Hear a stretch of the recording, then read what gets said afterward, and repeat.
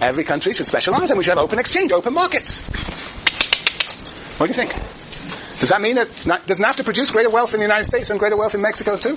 Leaving Canada aside? Yes, Matthew? One thing I think Smith isn't discussing is power. Isn't that right? Yeah, when you have so-called free trade, which is actually perfectly possible, you can get into the technicalities of it, but when you have that, it's the countries that have the higher up on the relationship of production as far as value added, they end up controlling the lower value added production in other countries. Mm-hmm. The wealth gets stuffed into one from the So one claim is, if there is a power relationship between the United States and Mexico, that perhaps the benefits are not equal, and one country will benefit more than the other, but still Mexico might benefit. But what about even in the United States? Has everybody benefited from NAFTA? No. What's the claim? The claim is that some people don't. Oh, who doesn't benefit from NAFTA? Truck drivers. Why don't truck drivers benefit? Because all the drivers from Mexico have come in and they've been asking for lower and lower wages, and so the truck drivers here actually became more competitive because they were able to ask for the wages that they were. So there's a labour market. So there is not only a market in material goods, but there's also a labour market that has been opened up. So cheap labour enters into the United States, all right, and in the sense it's then competitive with local labour, and if local labour wants to compete, then has to accept lower wages. And what else happens? But not only does labour come here, but capital goes there, right? Yeah, jobs go there. So we lose. So this is an interesting and tricky claim. But it sounds good. Free trade, good for everybody. Wealth of nations. All right, now we are ransacking already. We are now ransacking. Are you ready? Now really put your thinking caps on, because I haven't been organising this class very well. We've only got 15 minutes, but we're going to really ransack for 15 minutes. This is going to be the most intensive moment of this class so far. Ransacking Smith. What does ransacking mean? It means examining the assumptions of his argument. Examining and interrogating, discovering, uncovering the assumptions of Smith's argument. All theories make assumptions! And great theories make those assumptions clear. And great theories are theories that actually have assumptions that are continuously and consistently invoked. Great theories make their assumptions clear and persist in the deployment of a consistent set, or the same set of assumptions throughout the development of the theory itself. So the assumptions are clear, and they are, you don't just drop one here and bring in another one. They're a consistent set of assumptions. Smith is a brilliant theorist because he makes his assumptions clear and he invokes them all the time. So, we're in a good situation here to actually examine what those assumptions are. That is what we are going to do. What does he make? In saying that, in this theory, what assumption is he making? He is making this, what assumption does he have to make in order to make the claim that exchange leads to division of labour, increased productivity, and universal opulence? What assumptions does he have to make? Who are you? Who are you? Lush. The Norwegian twin. Yes? That all people have what? Free will. Free will. Yes, it certainly has a very individualistic approach, yes. But what is also about these individuals, Alex? That they need to truck, barter and exchange. Yes. And of course they can do all sorts of other things too. But no, let's give them that. Well, yes, that's definitely an assumption. But when I say what are the assumptions, there's some assumptions that are really dubious that he makes the claim, Karen. That they will be fair and cooperative. That they will be fair, that the exchange will be fair. Indeed, I think that's one of the most important claims. But he assumes, and he says so very clearly, that for this to work, that the trade, the exchange is going to be fair. We've already discussed that today. Let's see what number that was for me. Yes, that's interesting. That was number 3. Fair exchange. But I think that fair exchange is linked to, I think it was Matthew or somebody over there was saying, so that there is power equality in the exchange. He is assuming that when I exchange venison, I produce venison, and I exchange it, Alex is producing bows and arrows, and we exchange, the assumption is that we're in a relationship of power equality. I am not colonizing you and saying and determining how much venison you should give me for my bows and arrows, or reverse. So that there is, in a sense, some power equality between the exchangers. And we're also assuming, so a power equality we're assuming, but also what else are we assuming? That one side does not have a monopoly.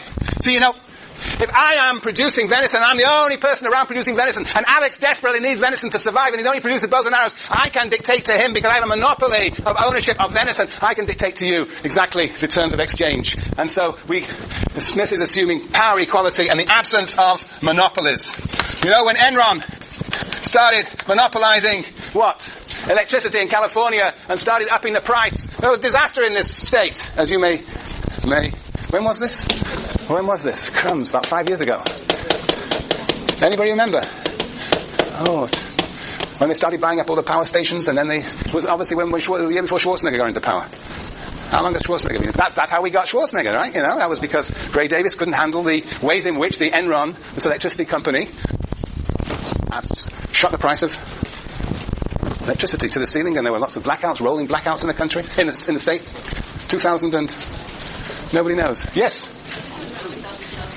2001. Yeah, was it after 9/11? That's interesting. Something around there. Very good. Okay, doesn't matter. It's a theory course, not a history course. Yes. Right. All right. Hey, you got a point. Monopoly. Okay, that's one assumption. Fair exchange. What are the other assumptions? Well, yes, somebody was saying that he assumes we have individuals. What did you say, Losh? Free will. I saw individuals. Individuals are the entity. They are the entity, the element of society. First and foremost. So what does that mean? What does he ignore? What other entities in society are there?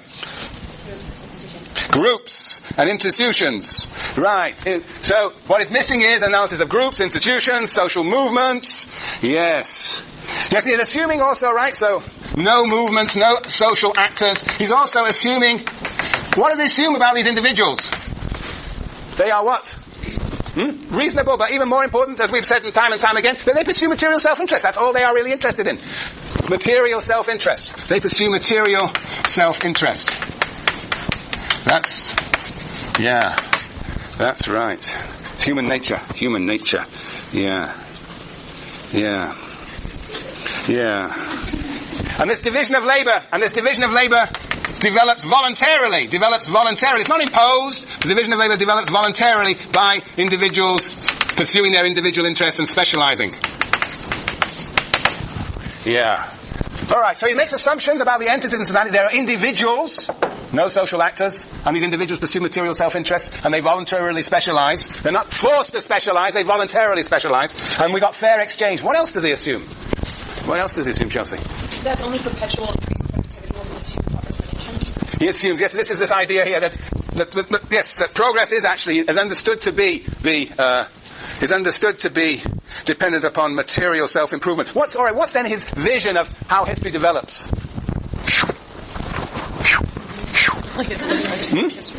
Linear understanding. Linear. What's the linear progress? What's the linear progress? The linear progress of? Come on, it's all there. It's just obvious. Of wealth, indeed. So basically, it's material. But what's the linear progress of also of what? So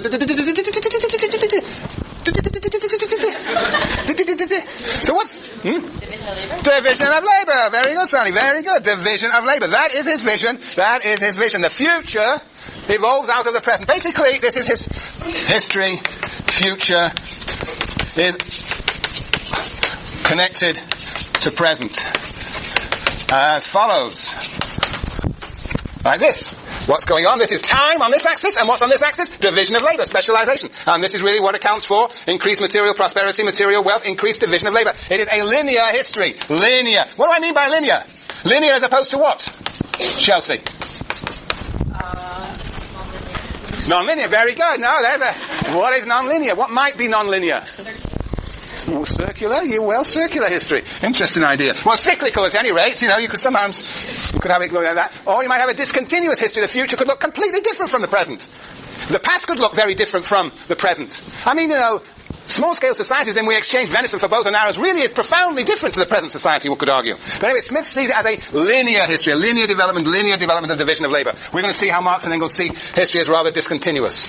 Now, the most important assumption is missing from for this whole theory to work, and this is really important, for this whole theory to work, he makes an assumption that is really difficult to justify. Now, Pete. Well, they do specialize in something that turns out that they are, for reasons of education, habit, and custom, good at. But that's already built into this idea that, in fact, this division of labour develops voluntarily through individual specialising. It's not imposed upon people. So that's already here. There's something really. I'm not going to give this one away. Yes, Jason. The division of labour is harmonious. Yes, he assumes that division of labour is harmonious. And is that here? Well, there's this. I would still put the individual specialise voluntarily and they move into relations of interdependence. I would put this under number 2 still. Yes, indeed, it's harmonious, and there are. Yes, that's all right. Interdependence assumes that harmonious interdependence of the division of labour. Yes, yes. The division of labour leads to the universal. Yes, but what does he have? Very good. What does he have to assume for that to take place? What is the fundamental assumption that he makes in order for that to be a plausible claim? Yeah, he makes that claim too. He assumes there's a well-governed society, but there's something even more fundamental than that. Yes. Yes, there's cooperation, but that's already in number 2. Kristen. That there is wealth. No, well, he surely assumes that. That's not. There's something that when you hear it, you'll say, now I get it. Yes? That those people are exchanging get to keep their own profits. That if you make 10 pence. What's your name? Monica? Oh, the star of the day. Saved us just before the bell. Oh, very good. BB, really brilliant. Did you hear? No. Oh, you missed the jewel. You missed such a jewel. Look, this is very important. The fundamental assumption is that the people who specialize, those individuals, those factory owners, those countries, but particularly those individuals, control the product that they produce. When I produce venison, I exchange it with Simeon, who controls the production of bows and arrows. You control the surplus that you produce, I control the surplus I produce, and we happily exchange. The United States of America produces surplus and happily exchanges it with Mexico that controls its surplus. The assumption is that the producer owns and controls the product, owns and controls the surplus. The surplus is controlled, owned by the producer. This is the most profound assumption that Smith makes. And how does he make that assumption? By this fairy tale story of people producing venison on the one side and bows and arrows on the other. That story, that fairy tale, is a metaphor for how we get the wealth of nations. If everybody specializes and owns the surplus they produce, then everybody will be better off. But think of that pin factory. I am putting a pin head on a pin. Can I live on pinheads? Can I exchange pinheads? Does anybody want any pinheads here? Who owns the product of the person who puts the pinhead on the pin and then is painted? Who owns the product? The owner of the factory. Unless it's a cooperative. Owner of the factory. Hold on, relax. I've got 30 seconds. This is really crucial. You mustn't forget this. You must think about it.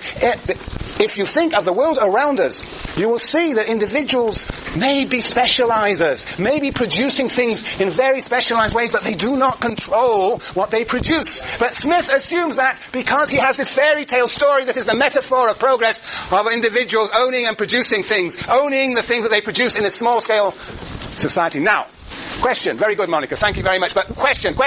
In a small-scale society itself, is this a real fair rendition of a small-scale society? If you imagine small-scale societies, do you think there are individuals who specialize and own and what they produce? Or are there, even in a small-scale, tribal, agricultural society, are there certain groups who own the products produced by others? Yes. Yes, who? Tribal leaders. Tribal leaders, but even more fundamental than tribal leaders. No government in this society. No monarchy. You're way up. You're in the macrosphere. No micro. What's the unit of analysis always in small-scale societies? Families. What happens in families? Yes? Men control the product produced by women and children. So even in small-scale societies, surplus is not controlled necessarily by those who produce it. We will return to this question next time, but read Marx and Engels!